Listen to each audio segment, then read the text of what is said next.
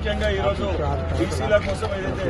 Reservation కల్పించాలి, చట్టం తీసుకురావాలి, పార్లమెంట్ లో దాన్ని కేంద్రం కూడా దాన్ని ఆమోదించాలి అనే దాంతో పార్టీలకు అతీతంగా ప్రజలందరూ కూడా ఏకాభిప్రాయంతో పెద్ద ఎత్తున ఈరోజు ఈ మూవ్మెంట్ కోసం, ఈ బంద్ కోసం అన్ని పార్టీలు కూడా తెలంగాణ రాష్ట్రంలో ఉన్న అన్ని పార్టీలు దీనికి మద్దతు ఇవ్వడం జరిగింది. కాంగ్రెస్ పార్టీ కూడా ఆ బీసీసీ అధ్యక్షులు పెద్దలందరూ కూడా జిల్లా నాయకత్వం కూడా సంపూర్ణంగా ఈ మద్దతు ప్రకటించడం జరిగింది. ఏదైతే తమిళనాడు తరహాలో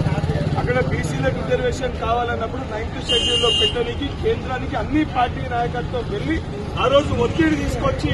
తమిళనాడులో దాన్ని 9th షెడ్యూల్లో పెట్టించి సేమ్ ఈరోజు తెలంగాణ పరిస్థితులు తమిళనాడులో కూడా ఉండే.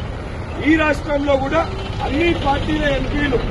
ఏదైతే కేంద్రానికి వెళ్లి 9th షెడ్యూల్లో పెట్టించి తెలంగాణ రాష్ట్రానికి కూడా బీసీలకి రిజర్వేషన్ ని పెంచి ఎంతైతే బీసీల పాపులేషన్ ఉందో ఆ రకంగా సెన్సస్ ని చేపట్టినాం కాబట్టి ఆ రకంగా రిజర్వేషన్ కూడా బీసీలకి కల్పించే వరకు అందరం కూడా అంతరబద్దులై ఒకటై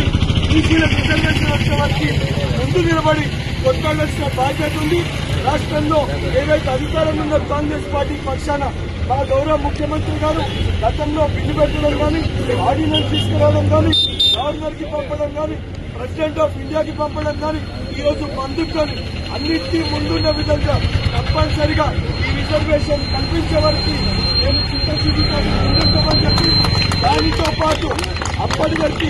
పార్టీ పరంగా తీసుకున్న నిర్ణయాల్లో కూడా 42% పైన తప్పనిసరిగా బీసీలకి కాంగ్రెస్ పార్టీలో సంచిత స్థానం కల్పించని కూడా కాంగ్రెస్ పార్టీ కట్టుబడిందని చెప్పి సభాముఖంగా